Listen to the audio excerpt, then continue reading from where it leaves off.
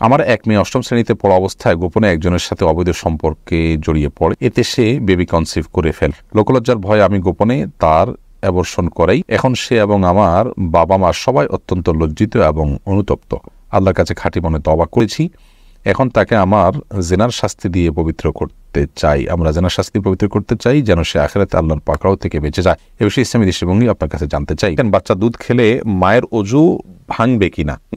কোনো লোক তার স্ত্রী থাকার পর একাধিক মেয়ের সাথে কথা বলেন, সম্পর্ক রাখার চেষ্টা করেও ফেরানো যাচ্ছে না, স্ত্রী হিসেবে করণীয় কি? বিয়ের পর কি কোনো ছেলের জন্য আগের গার্লফ্রেন্ডের সাথে কথা বলা হালাল হবে বইয়ের অনুমতি ছাড়া? বাবা মা কোনো অন্যায় করলে বা গুনাহ করলে সন্তানের উপর কি কোনো প্রভাব পড়ে? পারিবারিকভাবে বিয়ে ঠিক হওয়ার পর মেয়ের সাথে ফোনে কথা বলা যাবে কিনা? নামাজে সালাম ফিরানোর সময় পাশে থাকা আয়নার দিকে চোখ গেলে কি গুনাহ হবে? আমার স্বামী মারা গিয়েছেন, আমি দ্বিতীয় বিয়ে করতে চাই, কিন্তু কিয়ামতের দিন আমি প্রথম স্বামীর সাথে থাকতে চাই, এটা কি হবে? তখন আমাদের আপনি লিখেছেন সবার সময় বীর্য বিছানা চাদরে পড়লে বিছানা নাপাক হবে কিনা? নাপাক হলে তার করণীয় কি? যদি এটাকে খুঁটিয়ে উঠাতে পারেন তাতেও পাক হবে, আর ধুয়ে ফেলতে পারে সেটা উত্তম। অন্তত ওই জায়গাটা শুধু ধুয়ে ফেললেই কিন্তু পাক হয়ে যাবে, পুরো বিছানা না ধুলেও চলবে।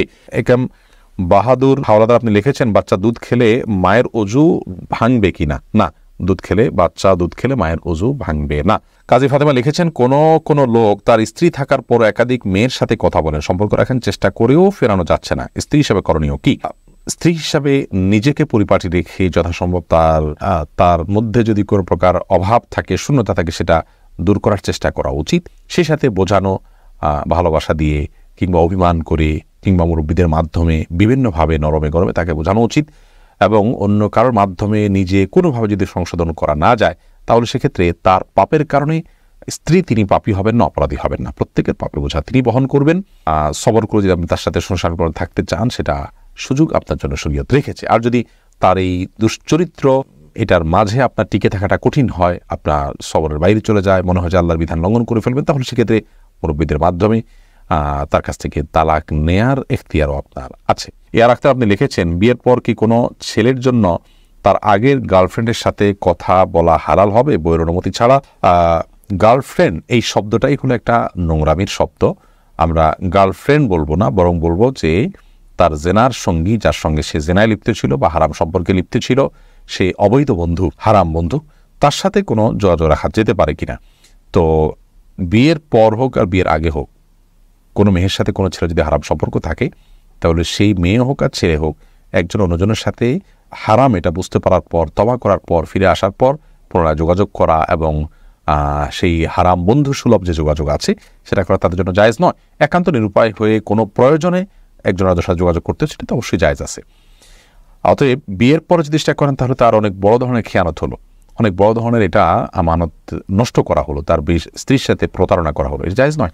যার কারণে আগের অবৈধ সম্পর্ককে পুনর্জীবিত করা কিংবা একে অন্যের সাথে আবার যোগাযোগ রক্ষা করা এটা গুনাহের কথা। আব্দুল মামুন আপনি লিখেছেন বাবা মা কোনো অন্যায় করলে বা গুনাহ করলে সন্তানের উপর কি কোনো প্রভাব পড়ে? ভাই আব্দুল মামুন, সন্তানের উপরে প্রভাব পড়ে এ অর্থে যে বাবা মা যদি কোনো পাপে লিপ্ত হন, তারা যদি কোনো পাপ চর্চা করেন, কোনো অপরাধ চর্চা করেন, তারা সন্তানরা সেগুলো দেখতে দেখতে ছোটবেলা থেকে, শিশুকাল থেকে তারা সেগুলো দেখতে দেখতে অভ্যস্ত হয়ে বড় হওয়ার আশঙ্কা থাকে। এই দিক থেকে তাদের উপরে প্রভাব পড়ায় বলা যেতে পারে। অর্থাৎ অসৎসঙ্গ অবলম্বন করতে করতে করতে করতে তাদের মধ্যেও সেই নেচারটা চলে আসার ভয়, সেই অভ্যাসটা চলে আসার ভয়, পাপের পথে পরিচালিত হওয়ার ভয় থাকে সমূহভাবে। কারণ মানুষ যা শুনে শিখে তার চাইতে দেখে শিখে অনেক বেশি।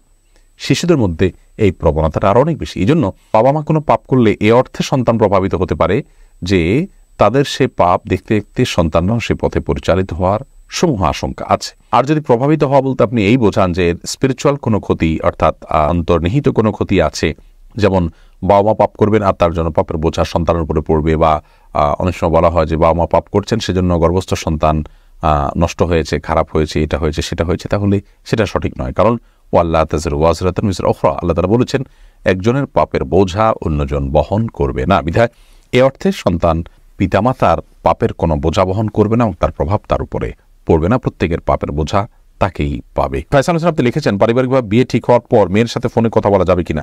বিয়ে ঠিক হওয়ার পরে ফোনে একান্ত প্রয়োজনীয় তথ্য কোনো কিছু জানা দরকার থাকলে জানতে পারবেন। এমনি আলাপ সালাপ বলতে যেটা বোঝানো হয় আরও স্বামী স্ত্রী সুলভ আলাপ সালাপ, সেগুলো কোনো অবস্থাতে জায়েজ নয় যতর মতো বিয়ের আগদ সম্পন্ন না হবে। মেঘনা এআডি থেকে আপনি লিখেছেন বিয়ের গিফট হিসেবে পরিবারের পক্ষ থেকে দেওয়া আংটি কি দেবর তার ভাবিকে পরিয়ে দিতে পারবে? না, দেবর তার ভাবিকে কোনো অবস্থাতেই পরিয়ে দিবেন না। এটি একটা নষ্ট কালচার। আমাদের সমাজে দেবর ভাবির সম্পর্কটাকে মনে করা হয় যে একে অন্যের সাথে খুনসুটি করবে, একে অন্যকে আপনার এই যে আংটি পরিয়ে দেয়া ইত্যাদি এগুলো করবে, এগুলো জায়েজ নয়। ইসলামের দৃষ্টিকোণ থেকে এগুলো হারাম, এবং এই কাজগুলোর মাধ্যমে হাজারো অনাচারের দুয়ার উন্মোচিত হয়, খোলে। আমরা সর্বনাশ হওয়ার পরের পরে আফসোস করে আক্ষেপ করি।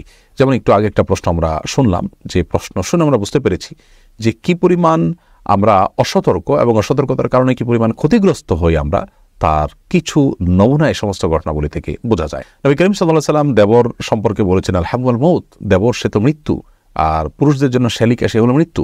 তার থেকে, মৃত্যু থেকে মানুষ যেরকম পলায়ন করে সেরকম দূরত্ব বজায় রেখে সাবধান এবং সতর্ক থাকা উচিত। কারণ হলো এখানে ফিতনার আশঙ্কা থাকে অনেক বেশি। অতএব কোনোভাবেই তার দেবরকে আংটি পরে দেওয়া জায়েজ নয়।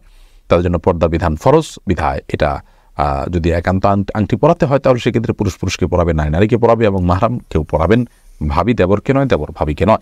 সাদি আপনি লিখেছেন, নামাজে সালাম ফেরানোর সময় পাশে থাকা আয়নার দিকে চোখ গেলে কি গুনাহ হবে?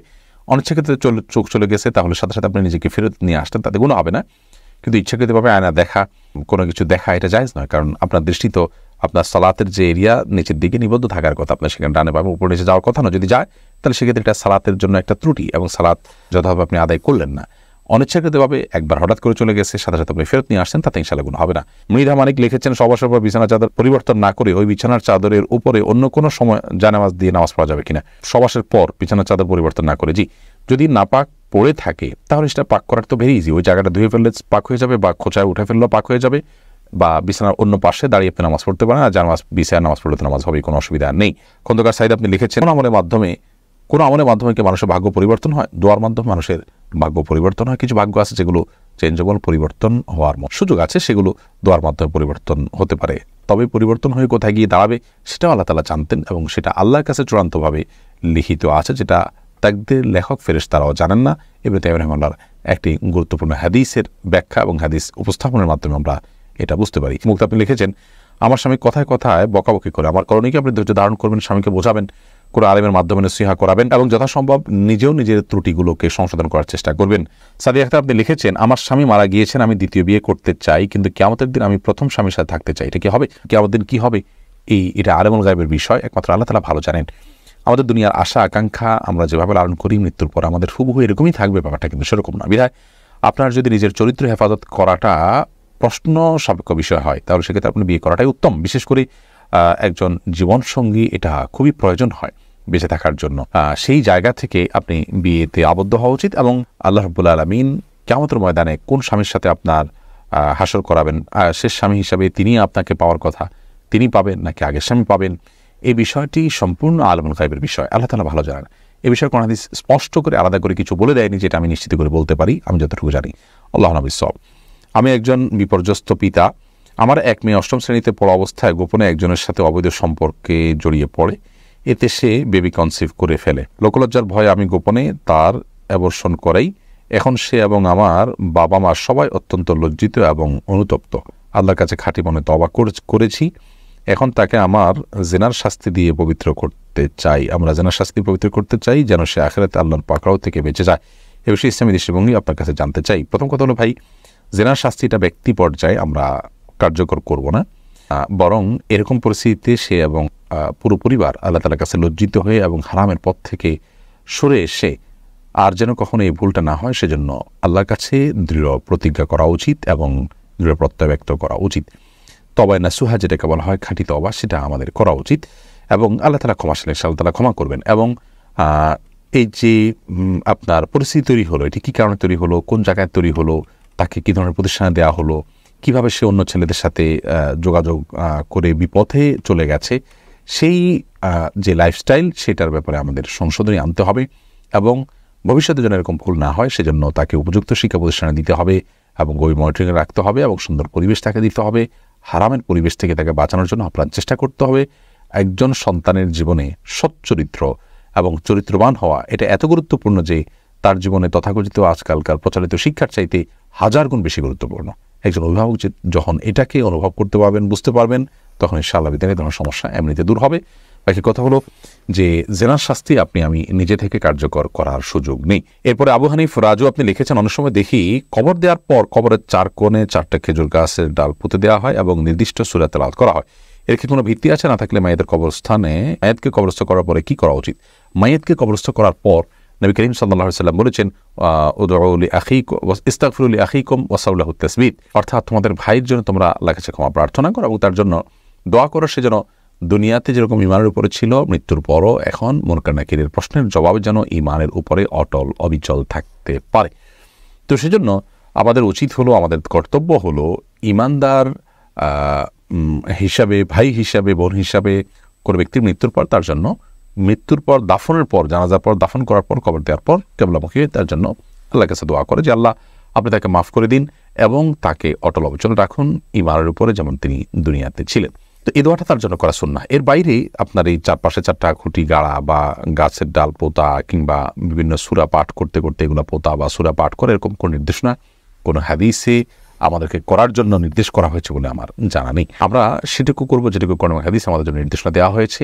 আর মন গড়া কোনো কিছু আমরা যদি করি তাহলে সেটি কোনো কোনো ক্ষেত্রে বেদাতে পর্যবসিত হতে পারে এবং সুন্নাহ দ্বারা সাব্যস্ত না সেরকম কাজকে শরীয়তের কাজ, ইসলামের কাজ হিসেবে আমরা মনে করে করব না, বরং এটা করার মধ্যে গুনাহের আশঙ্কা আছে। এরপরে যে হিমের আপনি লিখেছেন, গলার নিচের অংশের চুলগুলো কি দায়ের অংশ? এগুলো একেবারে যেগুলো গলার কণ্ঠনালীর উপরে সেগুলো দায়ের অংশ নয়, কিন্তু থুতনির অংশর যেগুলো আছে সেগুলো আপনি চাচবেন না, সেগুলোকে রাখবেন। কিন্তু গলাতে যেগুলো, এই গলার মধ্যে যদি থাকে, কণ্ঠনালীর মধ্যে থাকে, সেগুলো দায়ের অংশ নয়।